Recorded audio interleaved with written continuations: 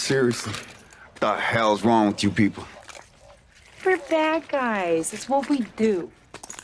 Did you not realize that the 2021 movie starring Idris Elba, John Cena, and Margot Robbie is not the only other screen adaptation of Suicide Squad?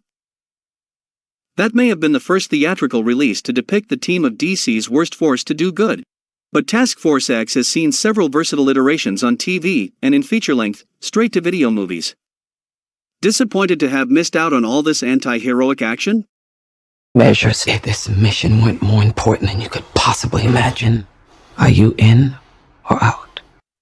Allow us to take you on a retrospective on all of the TV shows and movies that have put Suicide Squad in the spotlight. Welcome to Entertainment Lust, and today we gonna cutting down every appearances of Suicide Squad. Number 1. Justice League Unlimited, Task Force X. Oops.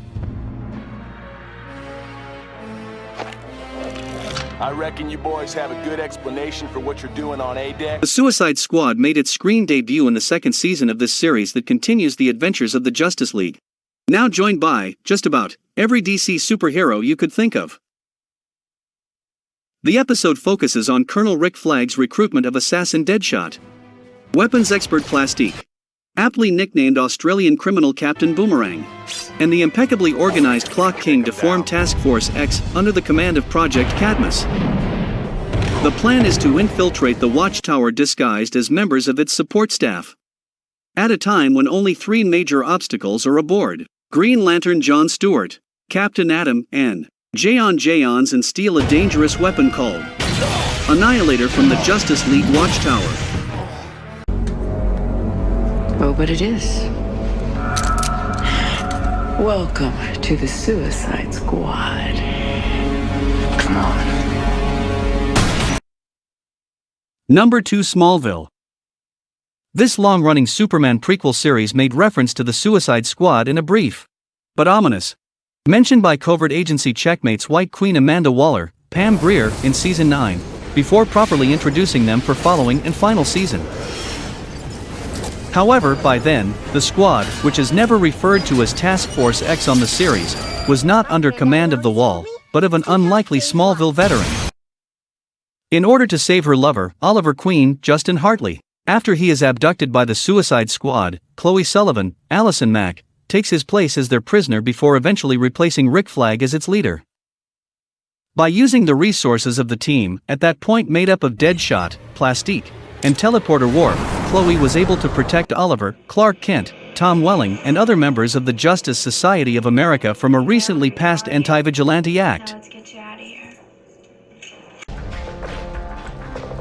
This ain't no task force. Let's call it like it is. Welcome to the Suicide Squad. Number 3. Arrow. Force X's live-action appearance also indirectly involved Oliver Queen, this time played by Stephen Amell on the hit CW series Arrow. In the Season 2 episode, Suicide Squad, then ARG-US agent John Diggle, David Ramsey, is asked to accompany Amanda Waller's, Cynthia Addai Robinson, titular crew on a mission, despite being placed on a team with criminals he helped put in jail, including his arch-nemesis, Floyd Deadshot Lawton. We'll get you out down there alive. In what would be its first of many appearances on Arrow, and a few different team iterations, Task Force X, also including Diggle's lover Lila Michaels, Audrey Marie Anderson, Bronze Tiger, Michael Jai White, and Shrapnel, Sean Marr, are assigned to stop a warlord Diggle encountered while touring Afghanistan. It is an intriguing way to introduce the Suicide Squad into the Arrowverse for how it makes their relation to the central characters a more personal matter.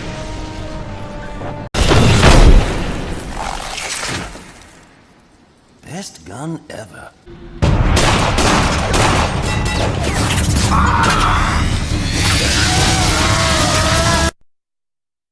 Number 4. Batman, Assault on Arkham. A Batman film almost purely by title, and its heavy inspirations from Rocksteady's Arkham series video games. Batman, Assault on Arkham may feature the Dark Knight, voiced by Kevin Conroy, in a couple of key scenes. But it is 100% a Suicide Squad movie. Oh, I love electroshock! It's a shiatsu massage for your brain! The newly formed Task Force X is forced by Amanda Waller to infiltrate Arkham Asylum to retrieve important information from the Riddler. This feature-length, animated movie earns its PG-13 rating by incorporating everything from inter-squad casual sex, grisly action, and an obligatory exploding head or two. Assault on Arkham is also the one animated DC film that might appeal the most to fans of the 2016 live-action Suicide Squad movie, as it includes the likes of Deadshot, Harley Quinn, and Captain Boomerang on Task Force X, alongside King Shark, Killer Frost, Black Spider, and the ill-fated KG Beast, as well as a special appearance by the Joker. Seriously, what the hell's wrong with you people? We're bad guys. It's what we do. Number 5. Suicide Squad. Unless you have been following the adventures of the Suicide Squad in the comics, or have a soft spot for their animated appearances, this Oscar winner for Best Makeup is most likely the first thing you think of when you hear the villainous team's morbid name. Writer and director David Ayer's Oscar winner for Best Makeup depicts Amanda Waller's development of Task Force X, led by Joel Kinnaman as Colonel Rick Flag, who are called to action for their first mission to save the world from one of their own members, Enchantress. The Suicide Squad is a moniker that has existed in DC Comics since the late 1950s. Originally dubbed a nickname for expendable Special Forces agents on especially dangerous missions, however, by now, the most recognizable iteration comes from this film.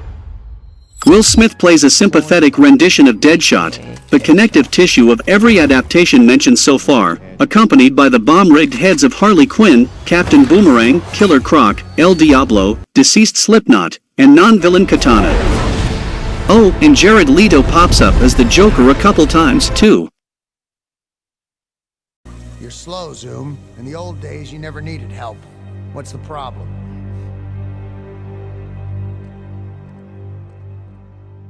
You might say everything.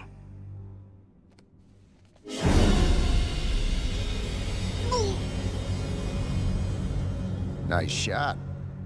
It was Batman. Number 6. Suicide Squad, Hell to Pay. Much like James Gunn's upcoming The Suicide Squad, the second feature-length animated film to star Task Force X is not really a sequel or a reboot to Batman, Assault on Arkham. It does, however, include a number of new faces, and an almost entirely different cast of voices, most notably Christian Slater as Deadshot, Vanessa Williams as Amanda Waller, and Tara Strong, once again, playing her most famous character, Harley Quinn. Suicide Squad, Hell to Pay puts the crew of criminals, also including Captain Boomerang, Killer Frost, Bronze Tiger, and Copperhead on a strange mission to be the first to locate and retrieve a highly coveted mystical object, literally a get-out-of-hell free card. For an animated movie, this is the one Suicide Squad adaptation that really raises the stakes with its R rating and its boldness to sacrifice most of the members of Task Force X. Next up is King Shark. What the fuck? Number 7. The Suicide Squad 2021. Intelligence Officer Amanda Waller sends 2 Task Force X teams, comprising Belle Reve penitentiary inmates and led by Colonel Rick Flag and Bloodsport, to the South American island nation of Corto Maltese after its government is overthrown by an anti-American regime. In exchange for lighter sentences, the squads are tasked with destroying the Nazi-era laboratory Jotunheim, which holds a secretive experiment known as Project Starfish. Flag's team is ambushed by Corto Maltese military, resulting in the deaths of Savant, Captain Boomerang, Blackguard, TDK, Javelin, and Mongal. However, this distraction allows Bloodsport's team of Peacemaker, King Shark, Polka Dot Man, and Ratcatcher 2 to enter the country undetected. After finding Flag at a base camp for rebel soldiers, the squad convinces rebellion leader Sol Soria to assist them. Went more important than you could possibly imagine. Are you in or out?